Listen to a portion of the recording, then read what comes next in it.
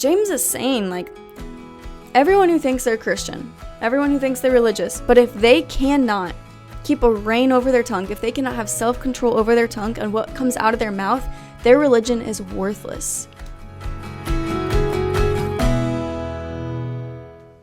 Welcome back to God Nad. My name is Casey. If you're new here, go ahead and subscribe. I make Catholic content mostly to help women grow in holiness and virtue and in relationship with Jesus and Mary. And so today I really want to talk about words, our language. I think this is something that is often not talked about, and it's something that easily offends people. And it's really just how we speak to people, our tone, and how important speaking to people and in what way it is. And so today I'm just going to go through a bunch of scripture that talks about the way we speak, what words we use, our tongue, basically these huge one-liners or even like little passages that talk about words in scripture, because at the end of the day, our words are very powerful and we will be held accountable for the words that we use and the words we don't use. And so, I just don't think it's talked about enough. And so this is a little video to call you higher, to call me higher, to bring about conversation with this, because if you are someone who really struggles to think before you speak, to speak bluntly, to speak without thinking, to speak not thinking about how the other person might respond to it, not being aware of your social surroundings, if people are easily offended at your words, whatever it might be, this video might be for you. And I would encourage you to maybe jot down some notes, jot down some of these scripture verses and pray with them. What I like to do is whatever vice I'm struggling with, I find scripture passages that combat that vice, and then I hang them up around my room, hang them up around my house, so that I'm always seeing them and I'm always reminded of the importance of that virtue. So it can be for any vice or any virtue, but today I just want to talk about the ones that talk about our words. Okay, so let's get into it. 1 Peter 3:10 says, "For whoever would love life and see good days must keep their tongue from evil and their lips from deceitful speech." Ephesians 4:29 says, "Do not let any unwholesome talk come out of your mouths, but only what is helpful for building others up according to their needs, that it may benefit those who listen." I mean, can you imagine if the only thing that came out of your mouth was for the building up of others and not tearing people down? That no unwholesome talk came out of your mouth. Incredible.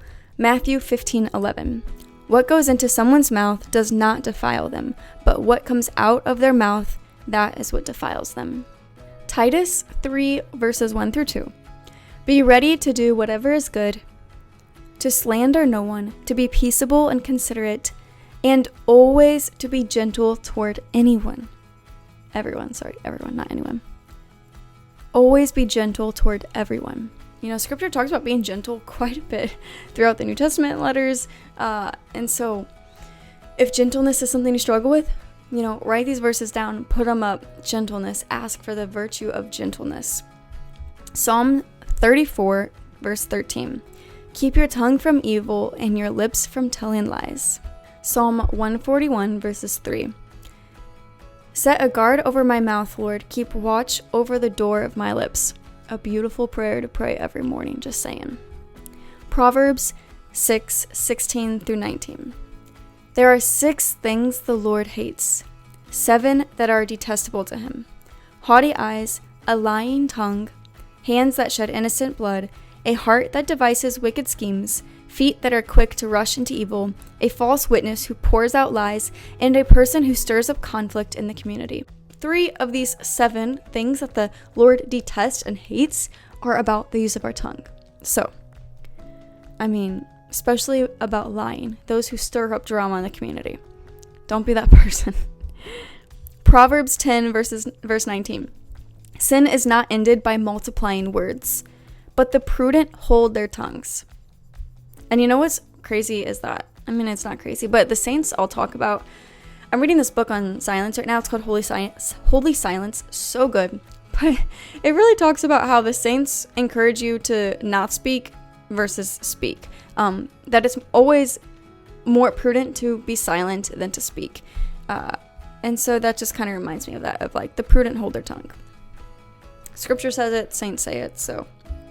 Proverbs 15:4. The soothing tongue is a tree of life, but a perverse tongue crushes the spirit. Proverbs 17 verses 27 through 28. The one who has knowledge uses words with restraint, and whoever has understanding is even-tempered. Even fools are thought wise if they keep silent, and discerning if they hold their tongues. The wise are silent. Proverbs 18:21. The tongue has the power of life and death, and those who love it will eat its fruit. That's like a very bold verse, right? Like, the tongue has the power of life and death. Like, your tongue, what you speak, what comes out of your mouth can be a flag to you, like a warning of which direction you're heading. Are you moving towards heaven? Are you moving towards hell? What way is your tongue leading you? James chapter 1 verses 19 through 20. My dear brothers and sisters, take note of this. Everyone should be quick to listen, slow to speak, and slow to become angry, because human anger does not produce the righteousness that God desires. See that? Slow to speak, slow to anger, quick to listen. So there's like huge emphasis on listening to the other person and slow to speak.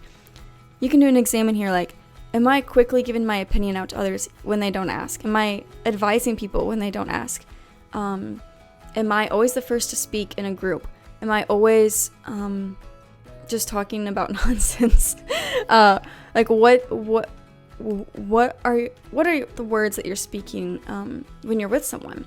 Like, are you asking questions and listening more, or are you just taking over the conversation and making it about yourself? James 1:26. Those who consider themselves religious and yet do not keep a tight rein on their tongues deceive themselves, and their religion is worthless. Okay, I think this one is one of the most intense ones and one of the most powerful ones. Like, James is saying, like, everyone who thinks they're Christian, everyone who thinks they're religious, but if they cannot keep a rein over their tongue, if they cannot have self-control over their tongue and what comes out of their mouth, their religion is worthless. Not me speaking, James is. That was James 1:26. And then finally, James 3 verses 4 through 6. Take ships as an example. Okay, this is funny. I think James, he like goes at it, boom, boom, boom, and then he gives you an example in case you still didn't hear him. He says, take ships as an example. Although they are so large and are driven by strong winds, they are steered by a very small rudder wherever the pilot wants to go. Likewise, the tongue is a small part of the body, but it makes great boast. Consider what a great forest is set on fire by a small spark. The tongue also is a fire, a world of evil among the parts of the body. It corrupts the whole body, sets the whole course of one's life on fire, and is itself set on fire by hell.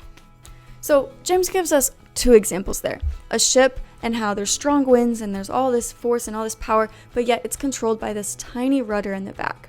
And he compares that to the tongue and our body. We can do all these righteous acts, we can do all these great things, but if we cannot control our tongue, it's worthless. Same as the analogy to the forest fire.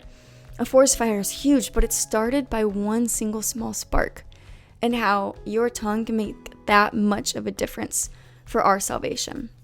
So those are, I think, some of the most powerful verses in scripture that talk about the use of our tongue, the use of our words, our language. And I think these serve as great ways to examine ourselves of what is coming out of our mouth. Is it building people up? Is it lying? Is it judging people? Is it gossiping? Are we sharing stories or sharing rumors? Or are we only partaking in conversations that lift up? When someone comes to us and says, oh my gosh, did you hear what so-and-so said or what so-and-so did? Stop yourself and say, actually, I don't want to know. Thank you. Like, if it's going to be bad about this person, I don't want to know, because then I'm going to have a bad self-image of this person. Like, finding ways to really work on our self-control over our tongue.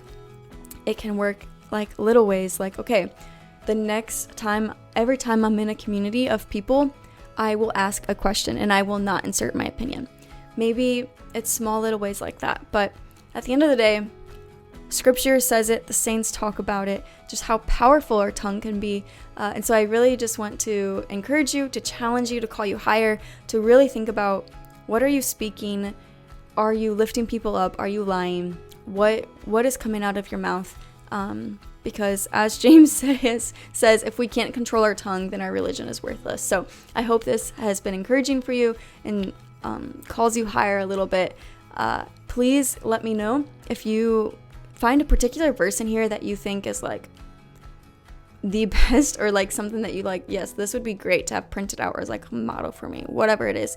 Let me know in the comments. Or if you find other scripture verses that talk about the tongue that you really like, I'd love to grow this list of verses. So thank you guys, and God bless.